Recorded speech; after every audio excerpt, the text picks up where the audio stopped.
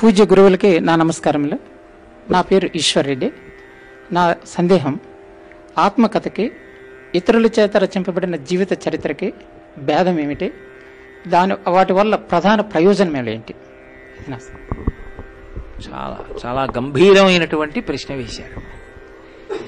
జీవిత చరిత్ర ఒకరి చేత వ్రాయబడినది, ఆత్మకథ, ఈ రెండిటికి భేదం ఏమిటి? ఈ రెండిటిలో ఉండేటటువంటి ప్రాధాన్యతాక్రమం ఏమిటి? ఆత్మకథ అంటే తనకి తానుగా వ్రాసుకుంటాడు. అది ఎందుకు వ్రాసుకుంటారు అంటే తనని తాను పొగుడుకోవడానికి వ్రాసుకోరు. తన జీవితంలో ఉత్థాన పతనాల్ని, తన జీవితంలో వచ్చిన తప్పుల్ని, తన కష్టాల్ని, తన యొక్క బలాన్ని, తన బలహీనతని, తను సాధించిన దాన్ని, తను విఫలమైన దాన్ని అన్నీ చెప్తారు. నిష్పాక్షికంగా చెప్తారు. గాంధీ గారి జీవిత చరిత్ర ఉంది. గాంధీ గారి జీవిత చరిత్రలో ఆయన చిన్నతనంలో చేసినటువంటి దొంగతనం చెప్పుకున్నారు. ఆయన చేతి దస్తూరి బాగుండదు, నా దస్తూరి బాగుండదు అని చెప్పుకున్నారు. ఆయనకి చిన్నప్పుడు ఆటలు ఆడలేదు. ఆయన ఆటలు ఆడకపోవడం వల్ల శరీర దారుఢ్యం ఎందుకు కలగలేదో చెప్పుకున్నారు. ఆయన ఒకప్పుడు పెద్ద ఉద్యమం చేస్తే 1920లో సహాయ నిరాకరణోద్యమం జరుగుతుండగా భారతదేశానికి స్వాతంత్రం రావలసింది. చౌరీ చౌరా అన్న చోట ఒక ఆంగ్లేయ సిపాయిని పట్టుకుని సజీవ దహనం చేశారు. ఉద్యమంలోకి హింస ప్రవేశించింది కాబట్టి, అహింస నా ఉద్యమానికి ప్రాణం కాబట్టి ఈ ఉద్యమం జరగడానికి వీల్లేదని ఆపేశారు. దాని వలన సిద్ధాంతం పట్ల గాంధీ గారికి ఎంత విశ్వాసం ఉంటుందో అర్థమవుతుంది. అది చివరికి చనిపోయే ముందు కూడా తుపాకీ గుండు తగులుతున్న హే రామ్ అంటూ పడిపోయారంటే ఆయన ఎంతటి మహితాత్ముడో అర్థమవుతుంది. ఆయన జీవితంలో ఉత్థాన పతనాలని చూసినప్పుడు ఆయన ఏ విషయాలు నేను చిన్నతనంలో చేశానని బాధపడ్డానని చెప్పారో అవి మనం చెయ్యకూడదు అని అర్థమవుతుంది. ఏ బలం ఆయన్ని నిలబెట్టిందో అది చదివిన నాడు ఆ బలం సంతరించుకోవాలన్న ఆలోచన కలుగుతుంది. తన జీవితాన్ని పుస్తకంగా తెరిచిపెట్టి 10 మంది దాంట్లోంచి ఉత్సాహాన్ని పుంజుకుని ఉన్నతమైన పథంలో నడవాలన్న కోరికతో మహాత్ములైన వారు జీవిత చరిత్రలు వ్రాస్తారు. అందుకే అటువంటి జీవిత చరిత్రలు తప్పకుండా చదవాలి. ఇక రెండవ విషయం, మహాత్ముల యొక్క జీవితాల్ని చరిత్రలుగా వ్రాయడం. ఇది వారు ఉన్నప్పుడు వ్రాసేటటువంటి విధానం ఒకటి, వారు శరీరం విడిచిపెట్టిన తరువాత వ్రాసేటటువంటి విధానం ఒకటి. ఈ మధ్యకాలంలో పివిఆర్కే ప్రసాద్ గారు గొప్ప సీనియర్ ఐఏఎస్ ఆఫీసర్, ఒకప్పుడు ప్రధానమంత్రి కార్యాలయంలో పనిచేశారు. వారు పుస్తకం రాశారు, అప్పుడు ఏమైందంటే, అది ఆ పుస్తకం పేరు. భారతదేశాన్ని అంతటినీ కుదిపేసినటువంటి ఒక సందర్భంలో అప్పుడు ప్రధానమంత్రిగా ఉన్నటువంటి పివి నరసింహారావు గారు ఏం చేశారు అన్నది ఆయన దగ్గర కార్యదర్శిగా ఉన్న పివిఆర్కే ప్రసాద్ గారికి తెలుసు. అందుకే ఒక మహాద్భుతమైనటువంటి పుస్తకాన్ని రాశారు, అప్పుడు ఏమైందంటే అని. అది చరిత్ర, జరిగిపోయిన దాన్ని రాశారు. ఒక్కొక్కచో వారు ఉండగానే రాస్తారు.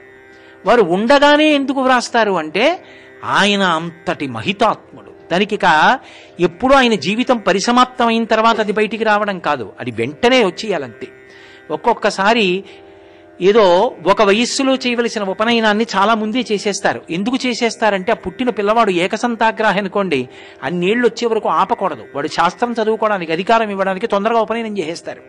అలా అటువంటి మహానుభావుడైతే ఆయన జీవించి ఉండగానే ఆయన జీవితంలో ఆయన జీవితానికి సంబంధించిన విశేషాలు, ఆయన చెప్పినవి రెండూ కూడా కలిపి పుస్తకంగా ఇస్తారు. ఇది ఏ మహాత్ముడి గురించి చెప్పారో ఆయనతో పాటుగా అలా చెప్పిన వారికి కూడా మనందరం రుణపడి ఉంటాం.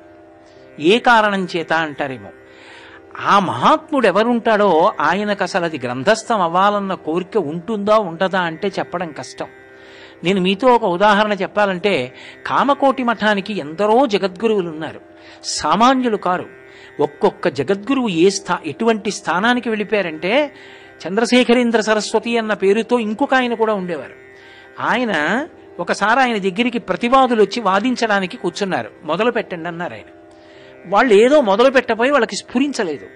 వాళ్ళు అన్నారు, మీ ఒళ్ళో ఓ పసిపిల్ల ఆడుకుంటోంది, ఆ పిల్ల ఆడుతుంటే నవ్వుతుంటే మాకు జ్ఞాపకం రావట్లా, ఆ పిల్లని దింపేయండి మాట్లాడుతూ ఉన్నారు. ఆయన అన్నారు, నేను సన్యాసిని, నా ఒళ్ళో పిల్ల ఎందుకు ఆడుకుంటుంది, నా ఒళ్ళో పిల్ల లేదు, మీరు ఉందనుకుంటున్నారు, చెప్పండి అన్నారు. వాళ్ళకి ఆ పిల్ల కనపడుతోంది నవ్వుతూ.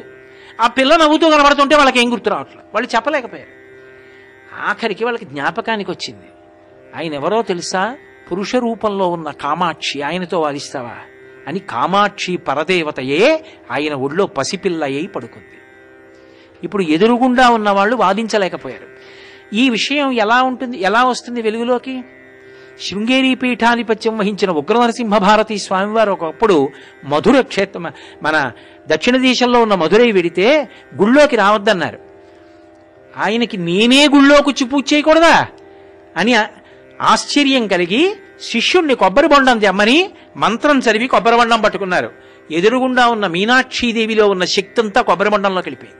ఆయన ఆ కొబ్బరి బొండం పట్టుకుని విడిదిలోకి వెళ్ళిపోయి సింహాసనం మీద పెట్టి పూజ చేశారు.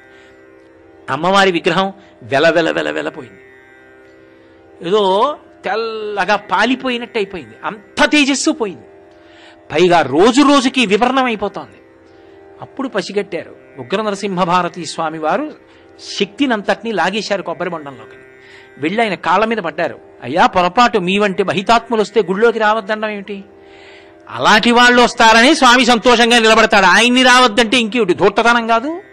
కాబట్టి వెంటనే ఆయన దగ్గరికి వెళ్ళి కాళ్ళ మీద పడి ప్రార్థన చేస్తే ఆయన మళ్ళీ గుళ్ళోకి వెళ్ళి నిలబడి ఆ కొబ్బరి బొండంలో ఉన్నటువంటి అమ్మవారి శక్తులన్నీ అమ్మవారిలోకి ప్రవేశపెట్టేశారు.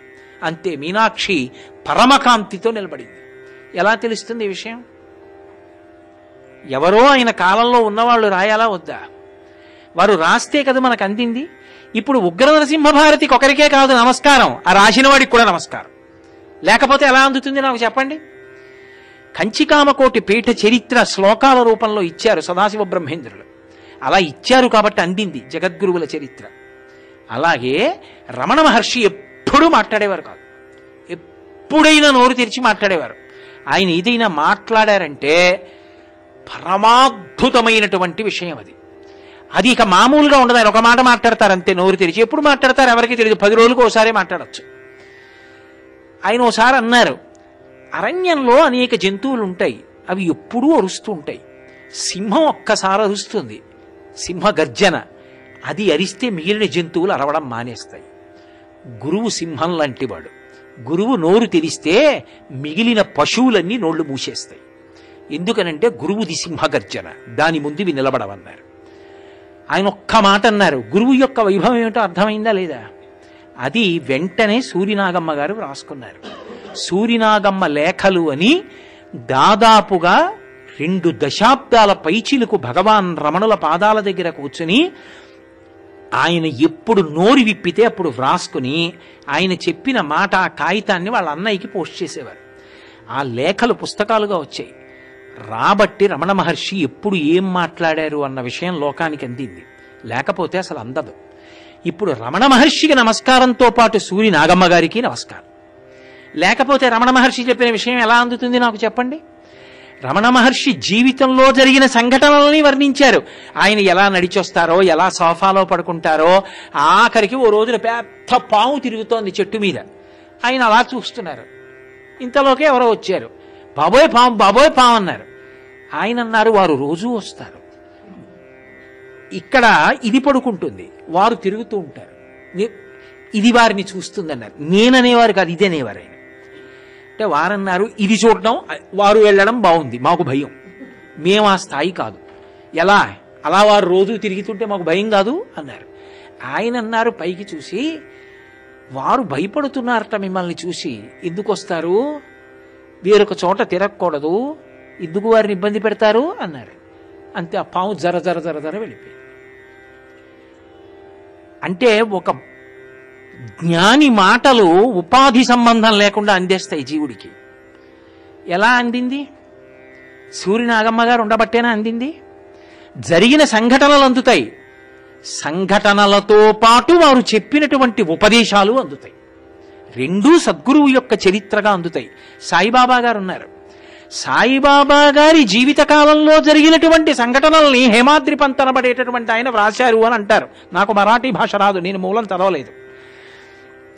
అలాగే ఆయన చెప్పిన మాటల్ని వ్రాశారు. ఇప్పుడు హేమాద్రి పంత్ వ్రాయబట్టేనా మనం చదువుతున్నాం?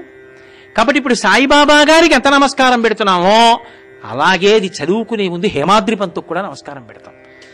రమణ మహర్షి గురించి చదువుకుంటే రమణ మహర్షికి ఎలా నమస్కారం పెడతామో సూర్యనాగమ్మ గారికి అలా నమస్కారం పెడతాం. కామకోటి పీఠ గురువులకి నమస్కారం చేస్తూ అది వ్రాసిన మహాత్ముడు సదాశివ బ్రహ్మేంద్రులకి నమస్కారం పెడతాం. రామకృష్ణ పరమహంసతో తన అనుభవాలు వివేకానందుడు వ్రాశాడు కాబట్టి రామకృష్ణ పరమహంస యొక్క గొప్పతనం అర్థమవుతోంది. రామకృష్ణ పరమహంసకి నమస్కారం పెట్టి అవి చెప్పిన వివేకానందుడికి నమస్కారం పెడతాం. అందుకే గురుచరిత్రలో 2 భాగాలుగా ఉంటుంది అని మనవి చేసేవారు. చెప్పినవి వారి చేష్టితములుగా కనపడేటటువంటి లీలలు. ఇప్పుడు ఒక పాము విషయం చూడండి. రమణులు చెప్తే పాముకి ఎలా అర్థం అవుతుంది అంటే అందులోనూ ఆత్మ ఉంది, ఇక్కడ ఆత్మ ఉంది. ఆత్మ సర్వగతము. సర్వగతమైనటువంటి ఆత్మ యొక్క ప్రకంపనలు ఒకదాని నుంచి ఒకటి అందుకుంటుంది. అదే మౌన వ్యాఖ్య. ఆ మాట అందేసుకుంటుంది. నీ చెప్తే అందదు, ఆయన చెప్తే అందుతుంది. అందుకే ఆయన వచ్చి కూర్చుంటే అరుణాచలంలో ప్లేగ్ వ్యాధి వచ్చి శవాల్ని పట్టుకొచ్చి పీక్కు తింటున్నటువంటి పులులు రమణ మహర్షిని చూసేటప్పటికి 2 కాళ్ళు చాపి నమస్కారం చేసి కూర్చుని ఆయన అలా చూస్తూ కూర్చుని వెళ్ళిపోయేవి. బ్రహ్మ తేజస్సు అంటే అటువంటిది. ఒక కుచేలుడు బ్రహ్మవేత్త, రమణులు బ్రహ్మవేత్త, సాయిబాబా గారు బ్రహ్మవేత్త. అలాంటి మహాపురుషుల గురించి తెలియాలి అంటే వారితో సమకాలీనులుగా ఉండి, అంటే ఆ కాలమునందుండడం వాళ్ళ అదృష్టం. వాళ్ళది వ్రాసి ఉండడం వారు మనకి చేసిన మహోపకారం. అటువంటి మహోపకారం చేసినందుకు వాళ్ళకి మనం ఏమి ఇవ్వలేం. మనం ఎలాగూ కృతజ్ఞత చెప్పలేం. కనీసంలో కనీసం మనం చేయగలిగినది ఏమిటంటే అంత గొప్ప గ్రంథాలు ఇచ్చినందుకు వారికి ఒక నమస్కారం చేయడం. నేను చెప్పిన విషయం మీకు అర్థమైంది అనుకుంటున్నాను. చాలా సంతోషం.